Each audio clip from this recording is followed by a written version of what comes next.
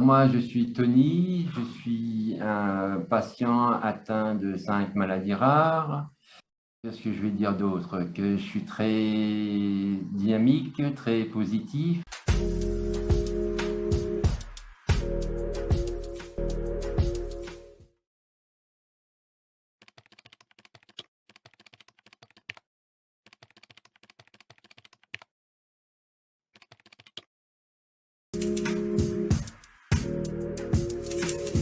Alors, c'est une maladie, comme je disais, orpheline, il n'y a pas de traitement, il y a un traitement de fond, avec des prédispositions génétiques. On est porteur de l'un des gènes, et ils sont nombreux, les gènes, et elle a une partie auto-immune. C'est pour ça que c'est une maladie rare, orpheline, génétique, auto-immune. Mais comme je dis, la maladie, la sarcoïdose, dans certaines familles, elle n'a que 4% d'hérédité. Ce n'est pas forcément héréditaire, ça saute de génération. Dans ma famille, je suis le seul. Dans ma famille, en général, c'est le cancer. Moi, j'ai une soeur qui est décédée du cancer de l'utérus, ma mère qui est décédée du cancer de la peau. Donc, c'est pour ça qu'ils ont été surpris de voir que moi, j'avais la sarcoïdose. Sachant qu'en réalité, la sarcoïdose, c'est un cancer, mais qui est très différent, très, je dis bien, très différent du cancer en général. Nous, on a une chimio qui est différente de la chimio. Et le traitement de fond, c'est les immunosuppresseurs. En général, et maintenant ils évitent d'en donner, mais en général, ils traitent avec de la cortisone à grosse dose. Mais maintenant, ils mettent d'autres traitements qui aident. Là, je sais que la recherche a proposé 3 traitements pour la sarcoïdose, mais moi, ça ne me concerne pas parce que je suis au stade 4. C'est ceux qui sont au début, stade 1, stade 2, stade 3, pourraient en bénéficier à condition que la haute autorité valide les résultats. Donc, ils sont en cours. Et si c'est validé, ben, il y aura un traitement pour la sarcoïdose qui permettrait de traiter, comme je dis toujours, mais pas de guérir. Parce que guérir, on ne guérit pas la sarcoïdose, on vit avec et malheureusement, on meurt avec. Ben, le traitement, quand on nous donne le traitement, il va agir sur les parties qui sont atteintes. Il ne va pas agir sur les parties, il n'y a rien. Le traitement va attaquer, on va dire, entre parenthèses, la partie attaquée. Disons, si vous avez une atteinte pulmonaire, ben, il va attaquer. Et le traitement permet, c'est pour ça que je dis aux gens, il faut bien prendre le traitement, ça permet de ralentir la maladie, ou tout du moins, on essaye de la stabiliser. Et quand on arrive à la stabiliser, tout en restant comme ça, la vie est normale. C'est, comme je dis, c'est avec les traitements qu'on me donne, c'est manger sans sel, sans sucre, c'est manger sainement. Moi, je marche beaucoup. Et il y en a qui peuvent faire du sport. Donc, ceux qui peuvent faire du sport, bah, qu'ils fassent du sport. Mais sans, on va dire, excès, parce que la maladie nous freinera toujours. J'ai testé des médecines alternatives, mais malheureusement, pour moi, ça n'a pas marché. Ça n'a fait qu'empirer la maladie. Mais il y en a d'autres, comme je dis, ça fonctionne. Il y en a qui font de la sophrologie, il y en a qui font de la médecine chinoise, médecine d'herbe, comme je dis. Ça fonctionne. Pour d'autres, ça ne fonctionne pas pour moi. Moi, ça n'a pas marché. Par contre, moi, ce qui a marché pour moi, c'est la musique. La musique que j'ai créée sensorielle, elle fonctionne. C'est pour ça que je dis qu'il faut être réceptif à la musique. Si on n'est pas réceptif à la musique, ça ne fonctionne pas. C'est comme d'autres qui me disent, ben moi je prends l'aloe vera, ça me permet de calmer les douleurs articulaires. Ben, si ça fonctionne, je continue. De toute façon, c'est du produit naturel. Le produit naturel ne peut que vous aider. Mais je sais que moi, ça ne fonctionne pas du tout chez moi. C'est pour ça que je dis aux gens, chaque personne a un cas différent et chaque personne, c'est comme les traitements. Les traitements, on me demande si j'ai des effets secondaires. Je dis tous les traitements que j'ai, aucun effet secondaire. Comme la vaccination, aucun effet secondaire. J'ai rien.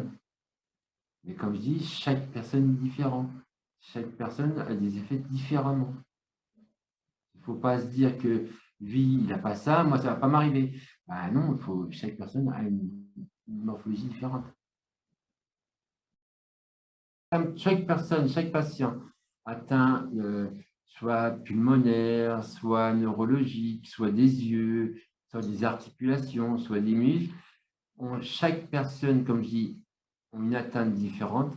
Chaque personne a un traitement différent et la perçoivent différemment. C'est pour ça qu'il faut toujours faire face à la maladie et non la fuir. La douleur, la fatigue, une chose, comme je dirais, bête, on prend une fourchette à nous lâche des mains. Et là, c'est la maladie qui nous fatigue. Je vais monter 2 étages, ça y est, je suis secoué. La fatigue, elle est là, la respiration, elle baisse. C'est l'effet secondaire, justement, de la maladie, c'est la fatigue, la perte de mémoire aussi. On a des pertes de mémoire, des pertes de goût. Les odeurs, des fois, tiens, c'est bizarre, ils disent qu'il y a une odeur, je ne la sens pas. Tout ça joue. Et c'est vrai que ça fatigue aussi.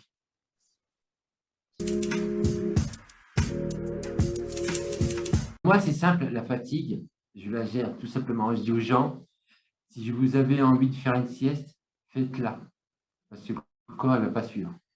Moi, c'est l'inverse. Moi, on va dire, je prends de la vitamine. C'est-à-dire que je vais prendre un fruit, une orange, quelque chose de vitaminé pour me rebooster. Parce que moi, faire une sieste, ce n'est pas possible. Donc, automatiquement, je fais ça pour pouvoir continuer à faire ce que je fais. Mais sinon, comme je dis aux gens, si vous avez envie de faire une sieste, faites-la. Le corps ne suivra pas. Alors, j'ai appris à gérer ma douleur en la canalisant.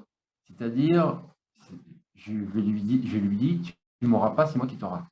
Donc, automatiquement, je prends ma musique et je fixe ma musique sur la douleur. Et systématiquement, je ne fixe plus ma douleur, je fixe la musique. Donc, je me concentre sur la musique. Et la douleur, elle disparaît. Elle est toujours là, mais elle disparaît. Voilà comment je fais. Avant, je faisais de la musique sur guitare, synthé, mais la maladie m'a stoppé, donc je me suis orienté sur de la musique en la créant sur ordinateur. Et comme moi, on me dit souvent la douleur, moi, elle est entre 8 et 10, je ne prends pas de traitement pour la stopper, cette douleur, j'ai appris à la gérer. Donc, en créant de la musique sensorielle, j'ai canalisé cette douleur avec la musique. Et c'est la musique, en fin de compte, qui me permet de continuer à avancer avec la douleur, sans prendre attention à cette douleur. Ben, oui, le stop, c'est dépend de chacun parce que tout le monde n'a pas les mêmes symptômes. Il y en a qui ont les symptômes, on va dire, juste pulmonaires. Et ils sont juste au début de la maladie, et après avec un traitement, après, ils peuvent être en rémission, donc, mais ils auront quand même un petit peu de séquelles au niveau de la fatigue, sur certaines choses. Mais si eux persistent à vouloir faire les surhumains, la maladie reviendra de plus belle, un peu plus sévère, et leur faire comprendre c'est où tu te calmes ou je vais te calmer pour de bon. Et la maladie, il faut arriver à l'apprivoiser. Quand on arrive à apprivoiser la maladie, moi je l'appelle, c'est ma maîtresse. Je fais comme si elle est toujours avec moi. On fait tout ensemble. Et une fois qu'on l'a apprivoisée, la vie continue, mais tout en faisant attention.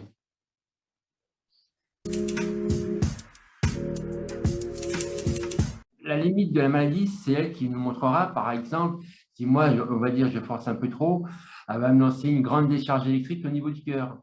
Et elle me dit, c'est où tu t'arrêtes ou c'est moi qui t'arrête. Donc, c'est là que je me calme un peu, je fais différemment pour éviter, on va dire, d'être dans la déprime. Moi, je compose de la musique pour canaliser, on va dire, la douleur. En fin de compte, pour toujours être positif, parce que plus vous êtes positif, plus vous arrivez à ralentir la maladie.